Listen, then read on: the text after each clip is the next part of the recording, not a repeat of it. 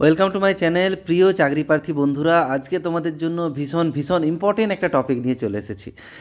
তো আজকে যেটা দেখতেই পাচ্ছ, থাম্বনেলটা দেখে তোমরা বুঝতে পেরেছো, বিভিন্ন সাহিত্যিক এবং তাদের বিখ্যাত রচনা, সেটা হতে পারে উপন্যাস বা কোনো কাব্যগ্রন্থ বা ছোট গল্প। ঠিক আছে, তাদের যেগুলো বিখ্যাত উপন্যাস, যেগুলো চাকরির পরীক্ষার জিকে কোশ্চেন হিসাবে ভীষণ ভীষণ ইম্পর্টেন্ট, সেই কোশ্চেনগুলো নিয়ে চলে এসেছি। বিশেষ করে আজকে যেটা হেডিং করেছি, অঙ্গনওয়াড়ি যে জেলাভিত্তিক পরীক্ষাগুলো হচ্ছে, সেখানে কিন্তু এই ধরনের প্রশ্ন একটা নয়, একের বেশি, দু তিনটে করে থাকছেই প্রতিটা পরীক্ষাতে। বিভিন্ন উপন্যাস বলে দিচ্ছে, সাপোজ বলে দিচ্ছে পদ্মা নদী মাঝি কার লেখা, তারপরে বনলতা সেন কার লেখা। ঠিক আছে, এরকম কিন্তু কোয়েশ্চেন করছে। শুধুমাত্র আইসিডিএস পরীক্ষার জন্য নয়, এছাড়া অন্যান্য যত সমস্ত চাকরির পরীক্ষা হয়, তাদের যে জিকে পোর্শন থাকে, এই ধরনের প্রশ্ন কিন্তু ভীষণ ভীষণ ভীষণ ইম্পর্ট্যান্ট। তো ভিডিও শেষ পর্যন্ত থাকো, কেমন লাগলো জানিও। এবং বলে রাখি, এই চ্যানেলে কিন্তু চাকরির পরীক্ষা সংক্রান্ত যে কোনো ভিডিও তোমরা পাবে। চাকরির পরীক্ষার ফর্ম, যে কোনো সরকারি চাকরির কখন ফর্ম বেরোচ্ছে বা কীভাবে ফর্ম ফিল আপ করবে, কত সিট রয়েছে, এছাড়া যাবতীয় আপডেট, যাবতীয় ইনফরমেশন এই চ্যানেলে পাবে। চ্যানেলটা একটু ফলো করে নাও, একদম নতুন চ্যানেল আমার। আরেকটা অলরেডি আমার চ্যানেল রয়েছে, পুরনো চ্যানেল, কনসেপচুয়াল ম্যাথস উইথ দেশ স্যার। কনসেপচুয়াল ম্যাথস উইথ দেশ স্যার বলে সার্চ করলে তোমরা পাবে। ওখানে ম্যাথসের যাবতীয় ভিডিও তোমরা পেয়ে যাবে। চাকরির পরীক্ষার জন্য যে ধরনের ম্যাথামেটিক্স লাগে, তা শুধু শর্টকাট ট্রিক না, তার সাথে বিস্তারিত আলোচনাও পেয়ে যাবে। এই চ্যানেলের আন্ডারেই ওই চ্যানেলটা আছে, তোমরা দেখে নিতে পারো।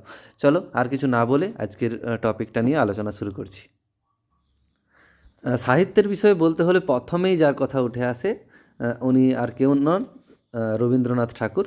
ওনার লেখা সাহিত্য তো প্রচুর রয়েছে, কিন্তু চাকরির পরীক্ষার জন্য যে কটা উপন্যাস, সেগুলো কিন্তু ভীষণ ভীষণ ইম্পর্টেন্ট। উপন্যাসগুলো কিন্তু সব মনে রাখতে হবে, 13টি উপন্যাস তোমাদের অবশ্যই মনে রাখতে হবে।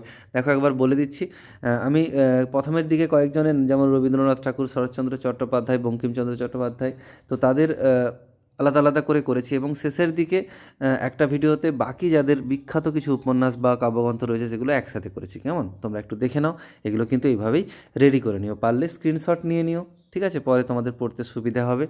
দেখো, রবীন্দ্রনাথের 13টি উপন্যাস, প্রথমত বউ ঠাকুরানীর হাট, রাজর্ষি, চোখের বালি, নৌকোডুবি, প্রজাপতি নিবন্ধ, গোরা, ঘরে বাইরে, চতুরঙ্গ, যোগাযোগ, শেষের কবিতা, দুই বোন, মালঞ্চ, 4 অধ্যায়। ভীষণ কিন্তু ইম্পর্ট্যান্ট সবগুলোই, এখান থেকে কোশ্চেন আসবেই আসবে। তারপরে দেখো, শরৎচন্দ্র চট্টোপাধ্যায়ের বড় দিদি, পরিণীতা, পল্লী সমাজ, দেবদাস। পরিণীতা, দেবদাস, শ্রীকান্ত, এগুলো তো সব সিনেমাও হয়েছে। চরিত্রহীন, দত্তা, বর্তমানে একটা ওয়েব সিরিজ দেখলাম, দত্তা হয়েছে। গৃহদাহ, পথের দাবি, শেষ প্রশ্ন ইত্যাদি। ঠিক আছে, শরৎচন্দ্র চট্টোপাধ্যায়ের জন্য এগুলো মনে রাখো একটু। তারপরে বঙ্কিমচন্দ্র চট্টোপাধ্যায়ের উপন্যাস, যেগুলো নিয়েও অনেক সিনেমা হয়েছে, দুর্গেশ নন্দিনী, কপালকুণ্ডলা, মৃণালিনী, বিষবৃক্ষ, ইন্দিরা, চন্দ্রশেখর, রাধারানী, রজনী, কৃষ্ণকান্তের উইল, রাজসিংহ, আনন্দমঠ, দেবী চৌধুরানী, সবগুলোই কিন্তু বুঝতেই পারছো ভীষণ ইম্পর্ট্যান্ট। ঠিক আছে, তারপর দেখো, এবার জীবনানন্দ দাশের বিখ্যাত কাব্যগ্রন্থ। ঠিক আছে, কবিতার জন্য কাব্যগ্রন্থ, ঝোরা পালক। প্রথম কাব্যগ্রন্থ হয়তো বলে দিল জীবনানন্দ দাশের, ঝোরা পালক হবে। তারপরে ধূসর পাণ্ডুলিপি, বনলতা সেন, যেটা ভীষণ পপুলার, যেখান থেকে কোশ্চেন আসতেই পারে। মহাপৃথিবী, বেলা অবেলা কালবেলা, রূপসী বাংলা, এটা তো পাঠ্যসূচিতেও ছিল এক সময়। তো তার মৃত্যুর পর যেটা প্রকাশিত হয়েছিল জীবনানন্দ দাশের। ঠিক আছে, এবার পরেরটা দেখো, বিভূতিভূষণ বন্দ্যোপাধ্যায়ের। এ থেকে তো সিনেমা হয়েছে অনেকগুলোই। দেখো, পথের পাঁচালী, যার জন্য পথের পাঁচালীর জন্য অস্কারও পেয়েছেন সত্যজিৎ রায় সিনেমা বানিয়ে। তারপরে দেখো, অপরাজিত, প্রথম খণ্ড, দ্বিতীয় খণ্ড। সালটাও দেওয়া রয়েছে, সালটা অতটা ইম্পর্টেন্ট না, তোমরা উপন্যাসগুলো শুধু মনে রাখলেই চলবে। দৃষ্টিপ্রদীপ, আরণ্যক, আদর্শ হিন্দু হোটেল, ভীষণ ভালো একটা উপন্যাস, তোমরা পড়তে পারো। ইছামতি, অশনি সংকেত, এছাড়া কিশোর পাঠ্য, যেটা চাঁদের পাহাড়, যেটা তোমরা সিনেমাতেও দেখতে পাবে, দেব অভিনীত। তাছাড়া এটা নিয়ে সানডে সাসপেন্স গল্পও হয়েছে, খুব ভালো একটা কিশোর পাঠ্য। তারপর দেখো, সুকুমার রায়। সুকুমার রায়ের লেখাগুলো দেখো, আবোল তাবোল, হয়তো কোশ্চেন করলো আবোল তাবোল কার লেখা, দিয়ে 4টে অপশান দিয়ে দিল। খুব বিখ্যাত এগুলো, পাগলা দাশু, হযবরল, বেশিরভাগই হাসির কবিতা। হেঁসোরাম, হুঁশিয়ারের ডায়েরি, খাই খাই, অবাক জলপান, লক্ষণের শক্তি সেল, ঝালাপালা, অন্যান্য নাটক আরও রয়েছে। ঠিক আছে,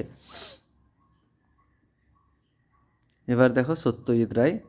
সত্যজিৎ রায়ের সাহিত্য বলতে ডিটেকটিভ টাইপ বা কল্পবিজ্ঞান নিয়েই উনি বেশি লিখেছেন, যেমন প্রফেসর শঙ্কু কল্পবিজ্ঞানের, তারিণী খুড়ো আর ফেলুদা। ফেলুদার চরিত্র সবারই তোমাদের জানা। এবার উনি সিনেমার জন্য আরও বেশি বিখ্যাত। কী কী সিনেমা, যেমন পথের পাঁচালী, ওইটার জন্য অস্কার পেয়েছিলেন। তাছাড়া অপুর সংসার, চারুলতা, গুপী গায়েন বাঘা বায়েন, সীমাবদ্ধ, আগন্তুক, এই 6টি চলচ্চিত্রের জন্যই কিন্তু ফিচার পুরস্কার পেয়েছিলেন শ্রেষ্ঠ ফিচার চলচ্চিত্রের। ঠিক আছে, আরও আছে, আমি এখানে যেগুলো খুব পপুলার সেগুলোই কিন্তু তোমাদের বলছি, কেমন। এবার দেখো মানিক বন্দ্যোপাধ্যায়ের দিবারাত্রি কাব্য, জননী, পুতুল নাচের ইতিকথা, পদ্মা নদীর মাঝি ভীষণ পপুলার, এটা তো পাঠ্যসূচিতেও ছিল, শহরতলি, এগুলো। তারপর দেখো তারাশঙ্কর বন্দ্যোপাধ্যায়ের কিছু উপন্যাস, হাঁসুলি পাখির উপকথা তোমরা পড়তে পারো, খুব ভালো। তারপরে রয়েছে আরোগ্য নিকেতন, গণদেবতা, ধাত্রীদেবতা, মহানগরী, এগুলো ছাড়াও আরও অনেক লিখেছেন উনি, কিন্তু তার মধ্যে যেগুলো পরীক্ষায় পড়ার মতো আমি কিন্তু সেগুলোই আলোচনা করছি, কেমন। তারপর দেখো নারায়ণ দেবনাথ, কমিক চরিত্রের জন্য বা কার্টুন ক্যারেক্টারের জন্য উনি খুবই বিখ্যাত। বাটুল দ্য গ্রেট, তোমরা প্রত্যেকে আশা করি জানো বাটুল দি গ্রেট। ঠিক আছে, টিভিতে তো এখনও চলতে থাকে। হাঁদা ভোদা, নন্টে ফন্টে, বাহাদুর বিড়াল, এগুলো তো ভীষণ ভীষণ ইম্পর্টেন্ট। বিশেষ করে বাটুল দি গ্রেট, হাঁদা ভোদা, নন্টে ফন্টে ভীষণ পপুলার, এখনও পর্যন্ত পপুলার এবং সব দিন পপুলার থাকবে। তোমরা এগুলো ভালো করে রেডি করে নিও। এবার দেখো অন্যান্য কিছু সাহিত্যিকের লেখাগুলো এবার একসাথে বাকিগুলো আমি তুলে নিয়েছি, তো যেগুলো খুব ইম্পর্টেন্ট সেগুলোকে তুলে নিয়েছি। যেমন তিতাস একটি নদীর নাম, অদ্বৈত মল্লবর্মণ, এটাও তোমরা পড়তে পারো, খুব ভালো। ন হন্যতে, মৈত্রী দেবী, কেয়া পাতার নৌকো, প্রফুল্ল রায়, কালপুরুষ, সমরেশ মজুমদার, অন্তর্জলী যাত্রা, একটা যাত্রা ছিল খুব পপুলার, কমল কুমার মজুমদারের লেখা ছিল কিন্তু ওটা। ঠিক আছে, ব্যোমকেশ বক্সী বা ব্যোমকেশ সমগ্র, ব্যোমকেশ সমগ্র তোমরা নিশ্চয়ই ব্যোমকেশ বক্সী গল্পতে শুনেছো ফোনে, সানডে সাসপেন্সে। লেখক হচ্ছে শরবিন্দু বা ঔপন্যাসিক হচ্ছে শরবিন্দু বন্দ্যোপাধ্যায়ের লেখা। ঠিক আছে, কিরিটি রায় সমগ্র, এটা নিহার রঞ্জন গুপ্তের লেখা। তারপরে দেখো টেনিদা রয়েছে, নারায়ণ গঙ্গোপাধ্যায়ের টেনিদা, এটাও কার্টুন ক্যারেক্টার একটা। তো কড়ি দিয়ে কিনলাম, বিমল মিত্র, আলালের ঘরের দুলাল, প্যারিচাঁদ মিত্র। তারপরে দেখো হুতুম পেঁচার নকশা, কালীপ্রসন্ন সিংহ। আচ্ছা, আজকে মোটামুটি সাহিত্যগুলো, বিখ্যাত সাহিত্য এবং সাহিত্যিক, বিখ্যাত যে সাহিত্য সেগুলো এবং তার সাথে কে রচনা করেছেন সাহিত্যিকের নামগুলো নিয়ে আলোচনা করলাম। পরের ভিডিওতে আমি আসবো, সেখানে আলোচনা করব ছদ্মনাম নিয়ে। ছদ্মনাম নিয়েও কিন্তু একটা প্রশ্ন, জিকের প্রশ্ন, বিভিন্ন চাকরির পরীক্ষার জন্য ভীষণ ভীষণ ইম্পর্ট্যান্ট। চলো এখানে রাখলাম, সবাই খুব ভালো থেকো, সুস্থ থেকো, থ্যাঙ্কস ফর ওয়াচিং।